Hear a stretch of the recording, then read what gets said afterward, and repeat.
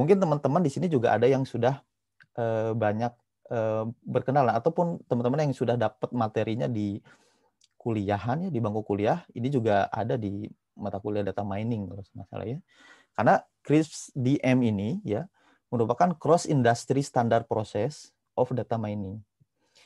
Jadi dulu di tahun 96 beberapa perusahaan besar SPSS, Teradata, Daimler dan lain-lain melihat bahwa dibutuhkan sebuah standar proses untuk sebuah proyek data science ataupun data mining. Karena dulu ya memang dilakukan ya masing-masing saja ya. Mereka punya misalkan SPSS punya standar sendiri, Teradata punya standar sendiri. Nah, untuk memiliki standar proses yang baku yang bisa di-apply di semua perusahaan gitu, maka muncullah mereka bersepakat untuk melahirkan CRISP DM ini ya, atau CRISP DM, Cross Industry Standard Process of Data Mining. Jadi ini merupakan standar proses untuk proyek data mining, dan ini merupakan metodologi yang paling populer gitu ya, yang paling populer. Kemudian kelebihannya dia agile karena dia bisa urutannya tidak sequential langsung, jadi tidak selalu sequential. Jadi dari business understanding misalkan ke data preparation ini akan bisa jadi prosesnya bolak-balik. Jadi nggak dari sini mesti ke sini langsung, tapi dia juga bisa balik lagi ke sini. Makanya ini panahnya ada bolak-balik seperti ini. Jadi dia dari sisi agility dia cukup agile. Nah, kita masuk ke tahap-tahapannya. Nah, bisa dilihat di sini bahwa yang paling pertama dan memang itu paling utama yang harus dilakukan ketika kita terlibat dalam proses proyek data mining ataupun data science adalah business understanding. Nah, business understanding merupakan komponen utama dari keseluruhan proses data science, karena ujung-ujungnya proses data mining atau data science itu kan untuk menghasilkan business value ya. Untuk menghasilkan business value ya kita tentu harus tahu business understanding, kita harus paham tentang konteks bisnisnya. Kita set dulu problemnya apa, kita list down problem statementnya apa, baru nanti kita coba pecahkan problem-problem bisnis tersebut. Jadi mungkin sepertinya materi ini sudah disampaikan di pertemuan kemarin ya. Jadi di pertemuan selanjutnya tentang bagaimana proses business understanding. Nah, sekarang hari ini kita akan masuk ke proses selanjutnya, yaitu data understanding dan data preparation. Nah, data understanding dan data preparation itu tidak kalah pentingnya, bahkan merupakan ya proses yang paling kompleks dari serangkaian proses data science. Ya. Nah, nanti setelah data understanding, data preparation, nanti baru data scientist akan melakukan modeling ya, membuat model dari dataset yang dihasilkan melalui proses data understanding dan data preparation. Nah, baru nanti setelah model nanti ada model evaluation, modelnya terus diimprove ya supaya modelnya terus performanya lebih baik, akurasinya lebih tajam, lebih tepat. Ada proses evaluasi. Kemudian ketika proses evaluasi juga dilakukan alignment dengan business understanding. Jadi ketika di sini ada business understanding, kemudian kita melakukan modeling, ternyata hasil akhir dari proses modelingnya tidak sesuai dengan business konteks, maka akan di-review atau direvisi lagi ke proses business understanding. Dan begitu seterusnya, iterasi itu terus berlanjut sampai nanti kita menghasilkan model yang paling baik, model yang performanya paling memuaskan secara business understanding. Baru setelah itu prosesnya bisa masuk ke data presentation dan deployment. Jadi model deployment. Data presentation ini kita harus make sure bahwa ketika masuk pada proses data presentation, modelnya sudah memang performanya yang terbaik, datasetnya sudah clean, kemudian juga modelingnya berdasarkan dari business understanding dan data understanding, baru nanti divisualisasi atau dijadikan report di layer presentasi atau di data presentation. Dan kemudian modelnya juga di-deploy ke production. Nah, itu biasanya proses standar yang dilakukan ya. Ini sebetulnya standar ini sudah agak lama ya, tahun 96, tapi sampai sekarang sebetulnya prosesnya tidak jauh berbeda ya, sama saja seperti ini sebetulnya, proses intinya sama gitu ya, flow-nya sama. Ya, cuman mungkin yang berbeda adalah teknik-tekniknya ataupun misalkan metode-metode ataupun approach yang dilakukan di masing-masing komponen ini ya. Karena misalkan kayak data understanding, karena mungkin sekarang eranya big data dan juga data semakin banyak bervariasi, maka proses data understanding, data preparation akan berbeda dari sisi teknik, akan terus dilakukan improvisasi berdasarkan ketersediaan ataupun kondisi dari data yang ada. Itu sekilas tentang Krebs DM. Nah, lanjut, inilah salah satu faktor kenapa data understanding dan data preparation itu merupakan salah satu proses kunci ya dari setiap data science project. Data understanding and preparation is the key process of every data science project. Kenapa dia menjadi kunci? Karena jika ya setelah ini nanti saya akan bahas lebih detail. Tapi salah satu salah satu alasan kenapa dia dianggap menjadi proses kunci dari setiap proyek data science, karena dia yang selama ini gitu ya, berdasarkan survei, proses ini yang paling menyita waktu.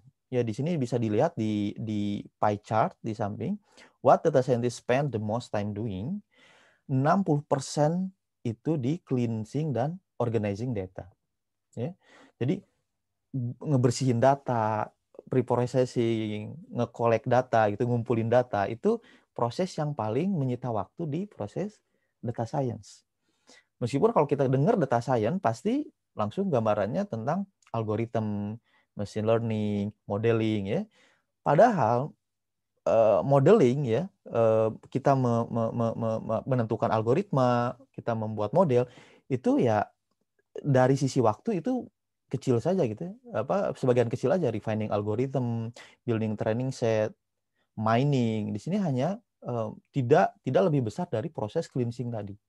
Nah, 60% itu dihabiskan waktu di proses cleansing dan preparation. Makanya itu data understanding dan preparation merupakan kunci ya, proses kunci dari setiap data science project. Nah, ini juga minggu kemarin saya juga dapat ini ya, sebuah infografis dari TIBCO dan AWS ataupun AWS bahwa di infografis ini menunjukkan banyak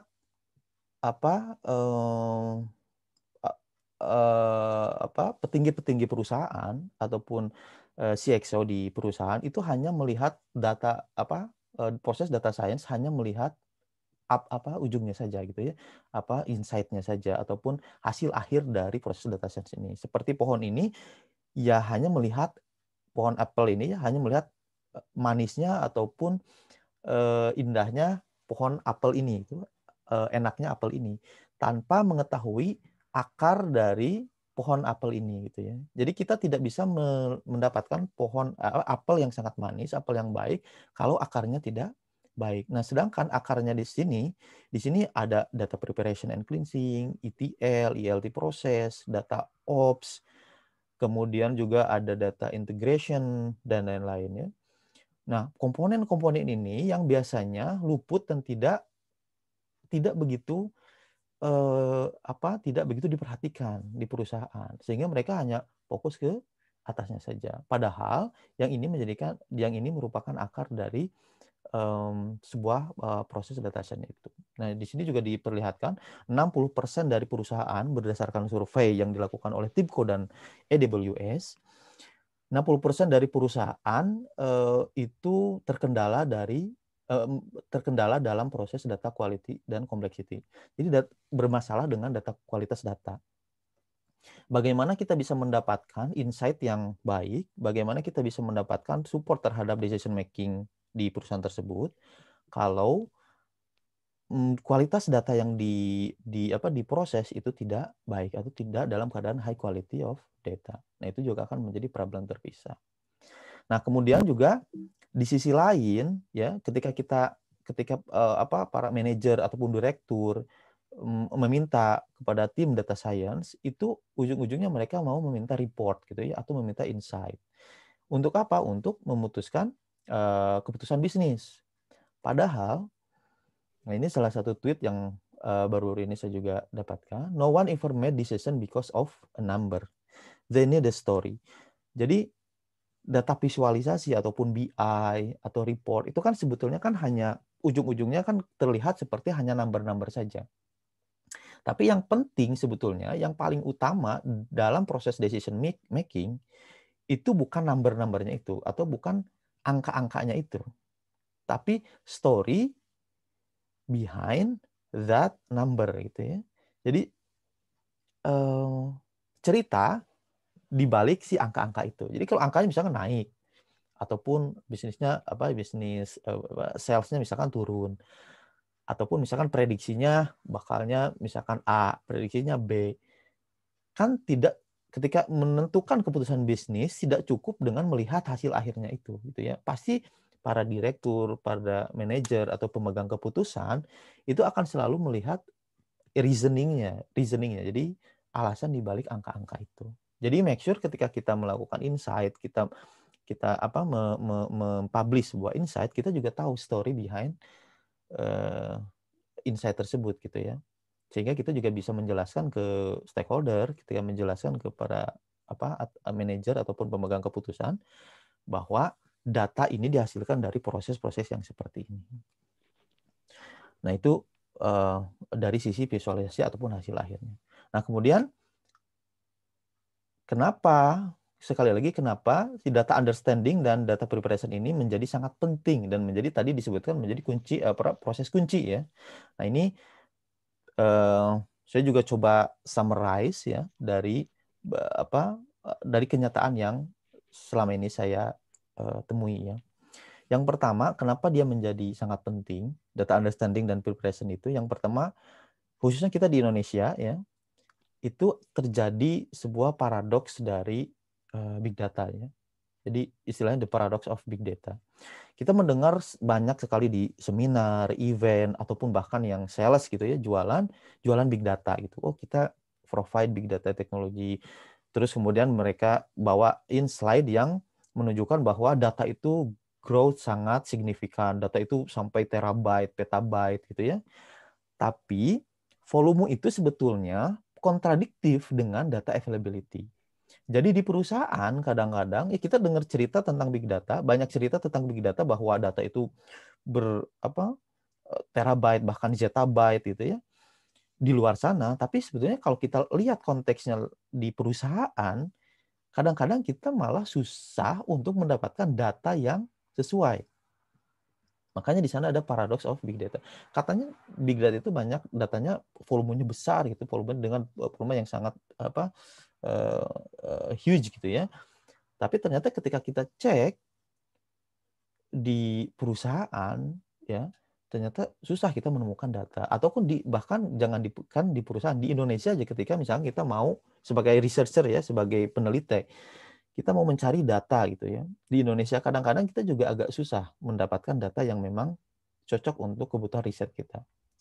Contoh kecil misalnya data untuk COVID-19. COVID-19 di Indonesia di mana kita bisa mendapatkan data COVID-19 yang raw, yang mentah, yang bisa kita proses. Agak susah gitu ya. Mungkin kalau di luar sudah banyak orang yang kayak mempublish X-ray ya dari pasien COVID-19 dan lain-lain. Di Indonesia ada misalkan BPS ya, ataupun ada opendata.org. Itu kadang-kadang datanya sudah diagregat gitu, datanya sudah diagregasi, sudah tidak raw lagi, dan kadang-kadang itu juga useless untuk peneliti gitu ya. Makanya di situ ada terjadi paradox of big data. Di sanalah salah satu pentingnya data understanding dan preparation. Kemudian di industri ataupun di project yang benar-benar real, data itu ketika kita mendapatkan data untuk proyek data science kita, banyak sekali problem yang kita hadapi. Yang pertama adalah selalu dirty gitu ya. hampir 90% data dari proses data science, proyek data science itu datanya kotor ya. Kotor di sini maksudnya pasti tidak langsung jadi dan kita bisa langsung pakai gitu ya. Pasti ada proses pre-processing yang dibutuhkan di sana gitu ya. Jadi jangan menganggap bahwa data yang di industri, di kehidupan nanti di proyek nyata gitu di perusahaan itu seperti data yang kita dapatkan di website seperti Kaggle gitu ya. Kita misalnya belajar data science atau AI di Kaggle gitu ya. Mostly datanya sudah ready gitu, sudah dikasih label, sudah bersih, sudah nggak ada missing value, formatnya juga CSV gitu ya. Nah, ketika kita di kehidupan nyata di real project ternyata tidak seindah itu. Datanya kotor, datanya misalkan dalam formatnya berbeda. Biasanya kita di Kaggle biasanya pakai CSV misalkan. Ternyata di raw project yang real datanya di database-nya yang kita tidak familiar, misalkan pakai IBM DB2.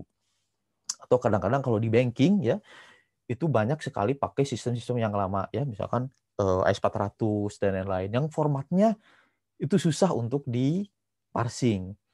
Kemudian format juga semakin berkembang, ada Parquet ya, secara eranya big data ada Parquet, ada Hudi, ada Delta Lake yang kadang-kadang ya kita selaku misalkan yang baru di dunia data itu tidak ada mendapatkan materi itu gitu di kuliah ataupun di kursus-kursus untuk pemula itu kan tidak diajarkan sampai ke format data yang real seperti itu. Nah, kadang-kadang itu menjadi proses sehingga sangat menyita waktu lama sekali di proses data pre-processing. Kemudian dari volume kadang-kadang juga di luar dugaan. Di Kaggle mungkin kita hanya bicara data yang mungkin ya 100.000 ataupun 1 juta, 2 juta record. Ternyata di real project bisa sampai miliaran record per hari misalnya. Atau bahkan triliunan record per bulan misalkan ya. Nah, kita yang biasanya mengolah data menggunakan komputer sendiri, lokal komputer, kita mengalami kesulitan gitu. Karena komputer kita nggak cukup gitu. Gimana mengolah datanya? Kita biasa menggunakan Python atau R Studio di komputer, sedangkan ini datanya miliaran juta record. Nah, gimana caranya gitu? Tidak mungkin kita bisa melakukan data dengan cara yang konvensional yang biasa kita lakukan ketika kita belajar ya ataupun awal-awal. Kemudian yang selanjutnya adalah masalah quality. Kadang-kadang data dan bukan kadang-kadang mostly gitu datanya ada data yang not complete ya, datanya tidak complete. Datanya bias ya. Jadi ada kecenderungan terhadap satu value, kemudian ada banyak missing value, banyak null gitu ya, yang harus kita isi gitu. Datanya tidak komplit. Terus skewed, tidak balance datanya. Misalkan kelas A dan kelas B. Nah, kelas A datanya 1 juta, kelas B ada 500. Atau misalkan kita mau sentimen analitik, yang positif dan yang negatif. Yang positifnya banyak, yang negatifnya sedikit gitu ya. Nah, itu juga nanti akan hasilnya menjadi modelnya tidak akurat ya. Seperti itu. Nah, bahkan kalau di Indonesia gitu ya, untuk NLP aja di Indonesia itu semakin kompleks karena di Indonesia bahasanya bervariasi. Kalau di Inggris misalkan ya kita menggunakan English, bahasanya ya pakai English aja gitu ya. Kalaupun ada slang ya slangnya common gitu. Di Amerika ya slangnya common. Nah, di Indonesia beda karena kita punya ribuan bahasa di Indonesia. Ada bahasa Sunda, ada bahasa mungkin di Makassar beda lagi, di Jawa beda lagi. Kemudian kita kadang-kadang campur antara bahasa Indonesia dan bahasa Makassar, bahasa Indonesia dan bahasa Sunda. Kemudian kadang-kadang untuk bilang saya juga gitu ya di Twitter ataupun di Facebook, kadang-kadang saya pakai saya, pada aku, pakai aku, pakai gue, pakai GW. Nah, itu jadi challenge sendiri ketika kita berhadapan dengan data-data seperti itu gitu ya. Apalagi di Indonesia banyak problem yang terjadi. Nah, kemudian yang selanjutnya kenapa penting algorithm is built based on data. Kebanyakan algoritma yang ada misalnya classification, clustering itu pada awalnya berdasarkan dari karakteristik data. Jadi ketika kita menentukan ketika kita mau melakukan modeling, yang pertama kita lihat harus adalah karakteristik dari data itu sendiri. Apakah data ini cocok untuk clustering? Apakah data ini cocok untuk regresi linear? Apakah data ini cocok untuk misalkan proses decision tree dan lain-lainnya? Nah, itu akan sangat tergantung terhadap karakteristik dari data. Makanya data understanding itu menjadi penting di sini.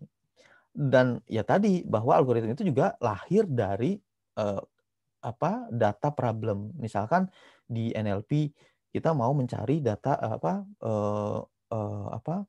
kata yang sama, kemudian kita mau hitung frekuensinya, makalah muncul TF-IDF ya. Nah, jadi algoritma ataupun metode itu muncul berdasarkan data problem tadi ya. Makanya data first then method. Jadi data dulu baru metode gitu, baru metode lahir. Nah, kemudian yang terakhir ini yang juga sangat penting, bad data leads to wrong decision. Jadi data yang tidak baik itu pasti akan mengarahkan ke keputusan yang salah juga. Nah, ini yang sangat penting karena kan ujungnya tadi di proses CRISP DM itu business value ya. Kalau misalkan yang kita hasilkan pada ujungnya adalah business value yang salah ataupun model yang salah, yang tidak akurat, maka dia juga bisa berpotensi untuk menghasilkan keputusan yang salah. Dan ini sangat sangat berbahaya untuk bisnis. Ya, jadi makanya di sini pentingnya kita mengerti dan memprepare data sedemikian rupa. Nah, lanjut ke proses. Nah, itu kan ada dua hal ya, data understanding dan data preparation. Ini dua proses yang berbeda.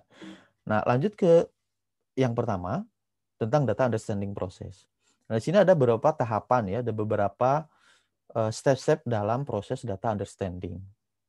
Yang pertama adalah kita mengkoleksi data ataupun mengumpulkan data, collect initial data.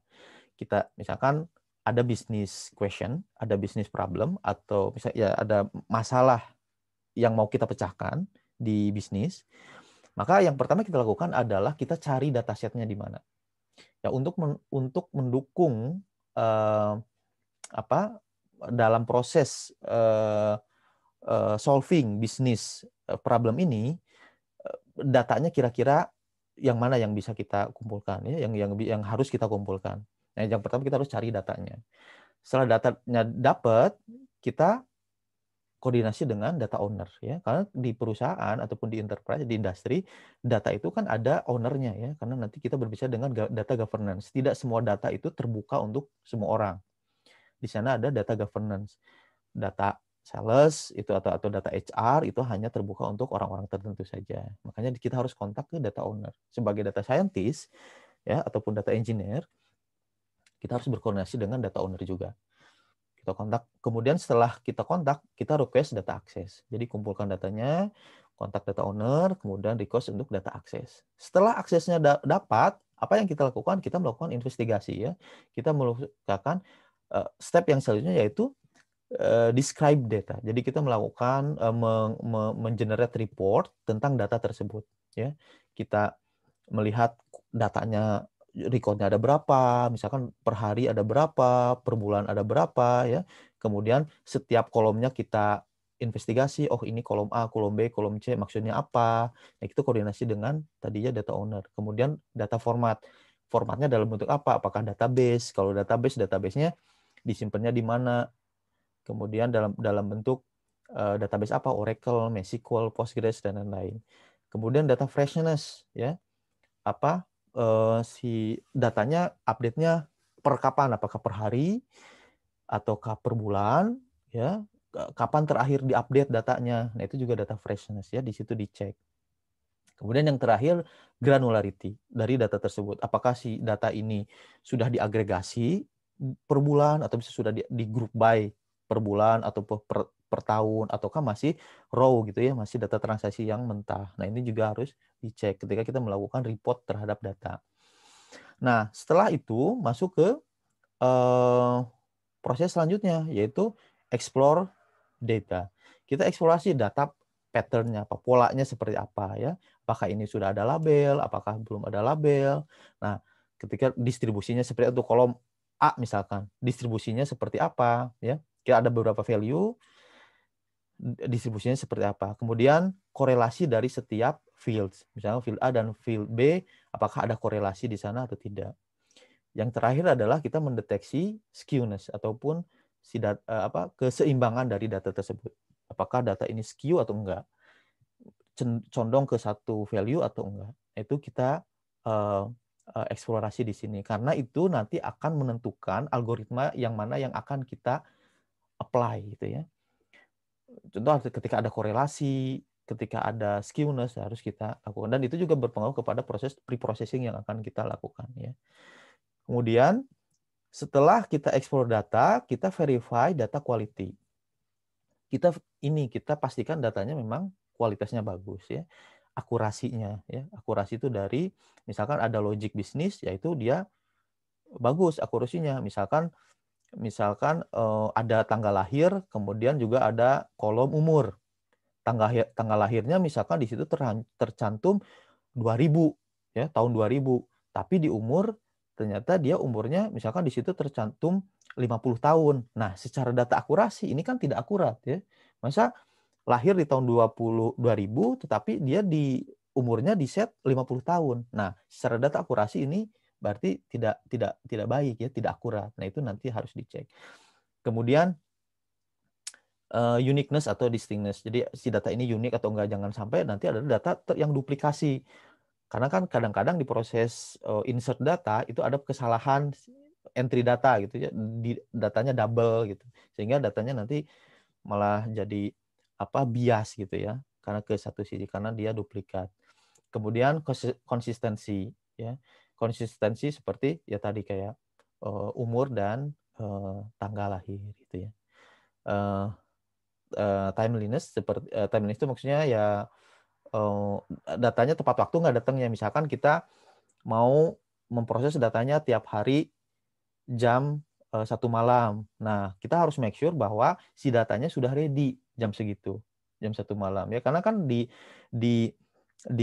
real project tidak seperti kita melakukan proses ketika di Kaggle ataupun di kursus-kursus data science ya, itu yang hanya sekali kita melakukan modeling ya sudah gitu.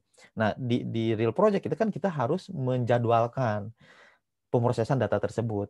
Ya misalkan datanya kan karena data terus datang gitu, data yang baru terus datang tiap hari. Nah, kita harus melakukan penjadwalan apakah mau secara real time dijadwalkan atau kamu sehari sekali, tiap malam kita proses datanya, kita bersihin, baru besoknya di feed ke model yang sudah kita generate. Nah, itu juga harus diperhatikan data dari data timeliness tadi. Apakah datanya tepat waktu atau tidak? Kalau ada delay, kita harus handle-nya seperti apa. Kemudian, ini proses data understanding ya. Nah, setelah kita understand, kita mengerti terhadap keadaan data, kualitas data, pattern dari data atau pola dari data tersebut, baru kita masuk ke data preparation ya. Data preparation proses yang pertama ya pasti data cleansing ya, data cleaning. Kita ada missing value, kita isi yang missingnya, kita bikin smooth, yang noisy data. Jadi data juga tadi ada yang dirty, ada yang noisy ya. Yang dirty yang benar-benar kotor, yang noisy yang memang ada gangguan, yang tadi ada skewness dan lain-lain. Kemudian juga kita mengidentify dan remove outliers. Kalau ada outlier yang kita tidak mau include dalam proses modelingnya, kita harus juga remove. Kemudian yang kedua adalah data integration. Nah, kalau misalkan datanya ternyata yang kita butuhkan terdapat di database yang berbeda. Jadi ada di MySQL, ada di Oracle, ada. Nah, itu nanti ada proses data integration. Kemudian data transformation. Ya, data transformation juga termasuk di dalamnya normalization dan aggregation. Kalau memang ternyata butuh proses agregasi, ya kita nanti datanya kita agregasi. Ataupun misalkan normalisasi, kita harus breakdown si datanya gitu justru ya. Ataupun misalnya jangan diagregat gitu ya, dibikin raw. Nah, itu juga proses data transformation. Kemudian data reduction, kalau ternyata misalkan hanya kolom-kolom tertentu saja yang kita butuhkan, ataupun hanya kolom dengan value yang tertentu saja yang kita butuhkan. Misalkan ada data yang noisy, ada yang dirty, ataupun ada yang missing value, bisa jadi kita ignore saja, gitu. Misalkan hilangkan saja datanya, maka di sana ada data reduction. Datanya disimplify supaya memenuhi kriteria ataupun quality yang kita harapkan. Yang terakhir dari proses data preparation process adalah data discretization and categorization. Ya, di beberapa kasus kita kadang harus membuat datanya menjadi discrete ya. Nah, ini ada yang namanya binning method ya, metode binning kalau di data science. Nah, ini data cleaning teknis, ini ada beberapa teknik di proses data cleaning karena kita sering menghadapi data yang missing data dan noisy data tadi ya, ada missing data dan noisy data. Kalau di missing data kita kadang-kadang ignore si recordnya, kita ignore, tapi ada kemungkinan data loss.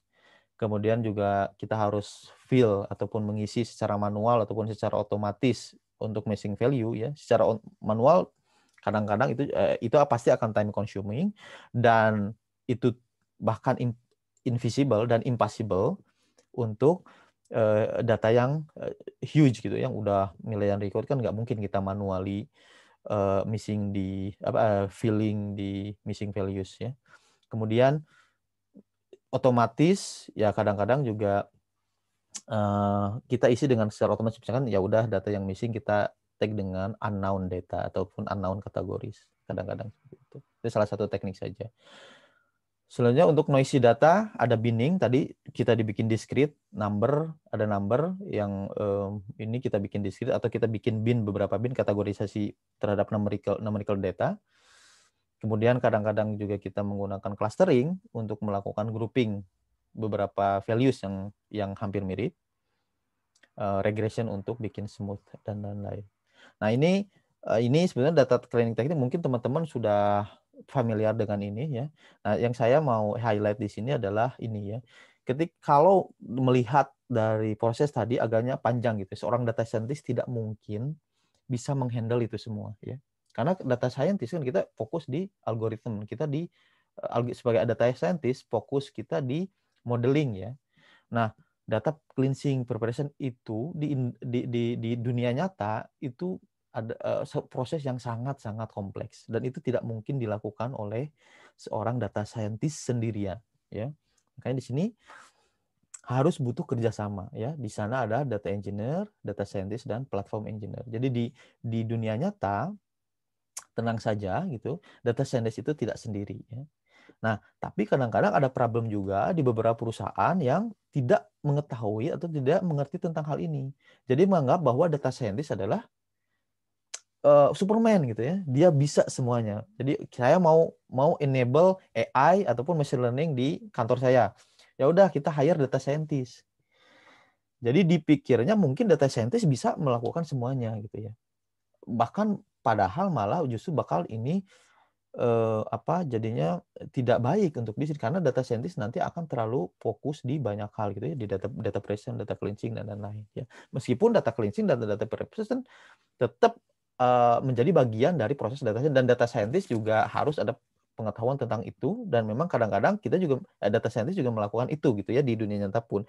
Tetapi untuk proses-proses yang besar, misalnya data-data yang tadinya besar yang mengingest data dari awal mengalirkan untuk data scientist sehingga bisa dikonsum oleh data scientist, idealnya harus ada tim ya yang disebut data engineering team atau data engineer. Nah, data engineer dan data scientist pun tidak sendiri karena butuh platform ya. Misalkan datanya sudah big data, tidak mungkin diproses di komputer masing-masing, ya kan? Harus ada platform big data yang bisa menghandle data itu. Maka ada platform engineer, mengdeploy cluster Hadoop, mengdeploy cluster Spark, HBase, Hive dan lain-lain yang bisa menghandle big data. Karena data scientist dan data engineer juga tidak bisa melakukan itu sendiri ya tanpa platform engineer. Nah, ini dari proses Krebs DM yang tadi ya, dari business understanding, data understanding sampai ke data presentation dan model deployment. Kenapa data scientist dan data engineer ini harus dipisahkan? Karena memang dari sisi tools yang digunakan pun ya sangat jauh berbeda ya. Kita melihat misalkan data scientist lebih banyak di tool seperti Python, scikit-learn, Spark, machine learning library, PyTorch, KNIME, Keras dan lain-lain. Sedangkan data engineer dia lebih fokus ke data engineering-nya untuk pre-processing ya, cleansing dan pre-processing, dan juga data transformation menggunakan Hadoop, Spark, mungkin sekarang sudah eranya cloud ya, ada di AWS, di GCP ya, ataupun di Azure gitu ya, di cloud. Nah, data scientist tidak perlu melakukan hal-hal yang seribet itu gitu ya. Data scientist cukup fokus di mengimprove performance dari model ataupun algoritma yang mau dihasilkan, sehingga kerjanya lebih efisien gitu. Dan memang memang data scientist diperuntukkan untuk itu gitu ya. Untuk data cleansing, data preparation yang sifatnya besar ataupun kompleks, itu serahkan ke data engineer ya. Jadi di sini butuhnya ada kolaborasi antara data engineer dan data scientist. Nah, terakhir butuhnya kolaborasi antara data scientist, data engineer, platform engineer, data analis dan lain-lain bisa dilihat dari data science hierarchy of need. Ini merupakan hierarchy of needs dari proses data science ya, dari sebuah project data science. Karena data science di dunia nyata itu tidak hanya tadi ya, seperti saya bilang, tidak hanya berkaitan dengan machine learning algorithm. Dia ada proses instrumentation, logging, sensor dan lain-lain, ada proses ETL, deployment untuk infrastruktur, pipeline, datanya yang structured dan unstructured, disimpannya di storage-nya seperti apa, ada cleaning, anomaly detection dan lain-lain, sampai akhirnya pada proses AI dan deep learning. Nah, di bagian bawah ya, yang memang ini porsinya lebih besar dan memang ini membutuhkan infrastruktur yang lebih besar juga resource-nya. Nah, disinilah fungsi dari data engineer dan data infrastructure engineer, atau tadi istilahnya platform engineer ya. Nah, baru untuk misalkan di atas dari ya cleaning yang memang untuk dataset preparation sampai ke proses AI dan deep learning, itu baru dilakukan oleh data scientist, machine learning engineer, dan juga data analis. Nah, jadi dari proses seperti ini ya, untuk membentuk sebuah data science team ya, jadi tidak hanya butuh orang yang mengerti machine learning dan statistik tadi ya. Machine learning engineer dan data scientist itu hanya salah satu bagian dari data science team ya, yang di sana ada data engineer, data infrastructure engineer. Nah, ini gambaran dari data team yang biasanya ada di perusahaan-perusahaan saat ini, apalagi perusahaan-perusahaan besar ya. Biasanya mereka sudah ada, misalkan kayak di Rakuten sendiri kita ada punya departemen yang memang khusus di infrastruktur ya, mengurusi data infrastruktur. Kemudian ada juga satu tim yang memang isinya data engineer semua, dia melakukan data pipeline dan lain-lain. Nah, ada juga nanti data science team, data scientist isinya semuanya machine learning dan lain-lain. Nah, dengan begitu, jadi semua tim ataupun semua komponen dari tim tersebut ya saling berkolaborasi untuk ya tadi menghasilkan ataupun mengenerate sebanyak-banyaknya ataupun seakurat-akuratnya business value melalui proses data cleansing, data understanding, dan data preparation yang baik ya, dan scalable ya, karena kita sudah masuk ke eranya big data gitu ya.